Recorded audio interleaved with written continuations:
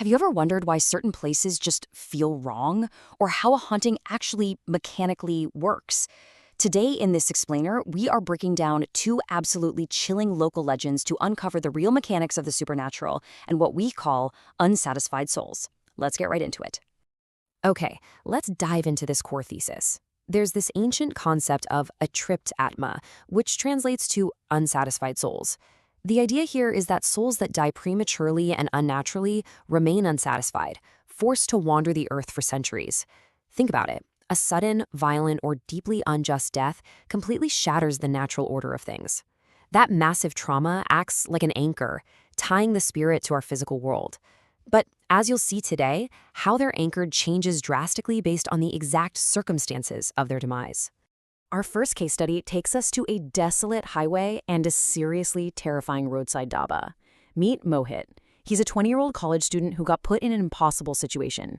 After his mom suffers a severe injury, the entire financial burden falls right on his shoulders.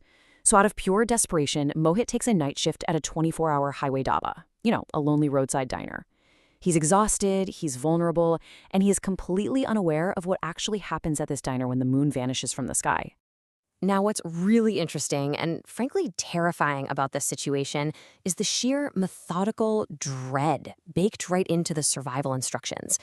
On his 15th night of work, which happens to be the pitch black night of Amavasya or the new moon, Mohit finds this dusty, hidden book. The rules for surviving the night shift are insanely specific. First, after 12:30 a.m., do not look directly at whoever arrives. Second, you literally have to serve exactly 30 plates of food before 3 a.m. And third, once that food is served, lock yourself in the dark office and never look outside, no matter who or what is begging you to open that door. From there, the dread just ramps up with this brutal chronological precision. At 11:30 p.m., the owner leaves with a cryptic warning to just obey whatever happens. Right at 12:30 a.m., an utterly destroyed, charred truck rolls up, and the entities inside, pure nightmare fuel. No eyes, no jaws, skin peeling right down to the bone. They smell like rotting, burnt flesh, and in this dry, croaking voice, they demand food.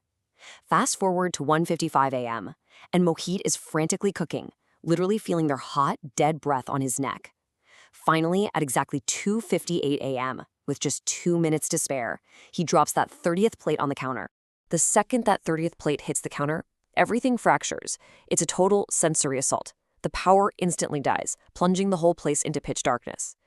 Mohit manages to barricade himself in the back office, but outside, the real nightmare kicks off. He hears heavy, dragging footsteps and this eerie, completely non-human laughter echoing around. They're scratching at the walls. But the absolute worst part is when they start mimicking the voices of his human loved ones, crying out, saying they're freezing, begging him to open the door. They are trying everything to trick him into breaking that final rule. Somehow, he survives the night, catching just one horrific glimpse of dozens of burnt faces staring back at him through the glass. But the number 30? That is the real tragic twist to this whole phenomenon. The next morning, the terrified owner finally comes clean. Turns out, 30 to 40 years ago, a bus carrying exactly 30 passengers stopped at this exact diner. They laughed, they ate, they left. But just a little way down the highway, the bus caught fire. All 30 people burned alive. So what does this all mean? It brings us to a fascinating supernatural mechanic.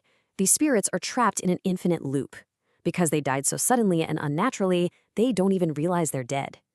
Every new moon, they indefinitely repeat their final actions, stopping at the diner for the food they crave. This is what you call a residual haunt.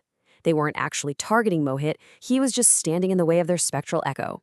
In fact, he only survived because that back office was bound by ancient protective mantras that literally stopped the spirits from physically coming in. All right, so we've seen a passive residual loop.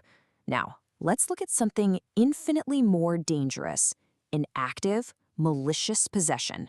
This brings us to case study 2, Kumudini's terrifying revenge. This story starts with a completely innocent newlywed named Vanchika, who has just moved into her husband Arvind's family home. But she is stepping right into a house that carries a very dark, very hidden past. Right out of the gate, the house lets her know a dark presence is waiting. During her traditional welcoming ceremony, Vanchika knocks over a pot of rice, and the grains instantly turn a deep blood red. That's a huge red flag. Then, that same night, at exactly 2:15 a.m., she's jolted awake by piercing, agonizing screams. She runs to the courtyard and sees this horrifying vision of a woman literally burning alive. Vanshika bravely tries to throw a blanket over the apparition to save her, but the burned woman grabs her instead, and that's when the possession takes hold. And this brilliantly illustrates the horrific duality of possession. On one side, you have Vanshika, an innocent new bride who literally just tried to help a suffering soul. But hiding right beneath the surface, completely taking the wheel, is Kumudini. She is a vengeful spirit out for pure karmic justice.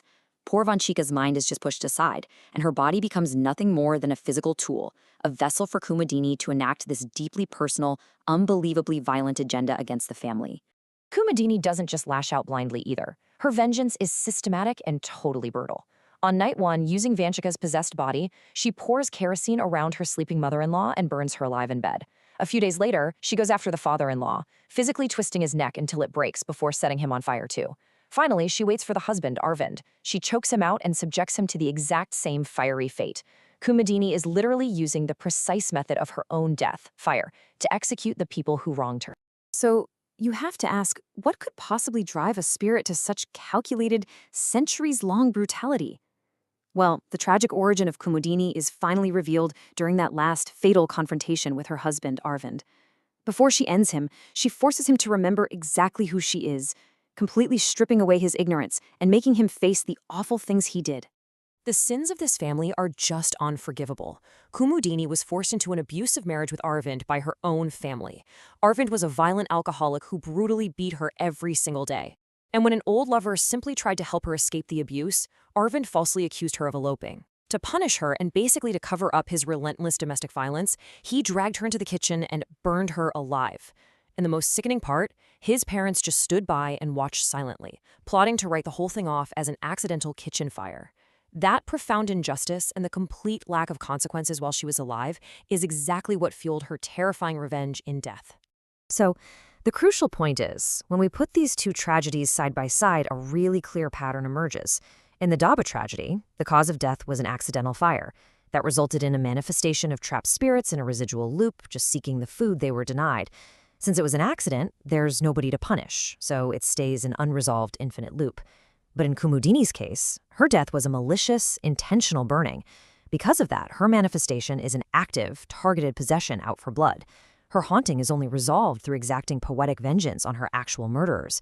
It proves that the specific nature of an unnatural death directly dictates the exact mechanics of the haunting itself.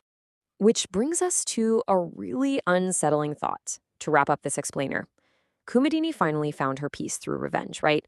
She wiped the slate clean, but what about the others? Is their final journey truly over? Because according to our sources, if you happen to be driving down that desolate highway at exactly 3 a.m. on a new moon, you can still hear the plates clinking in the dark. You can still hear the slow, dragging footsteps of those burnt passengers forever waiting for a meal that is never, ever going to satisfy them. Kind of makes you think twice about where you pull over for a late-night snack, doesn't it?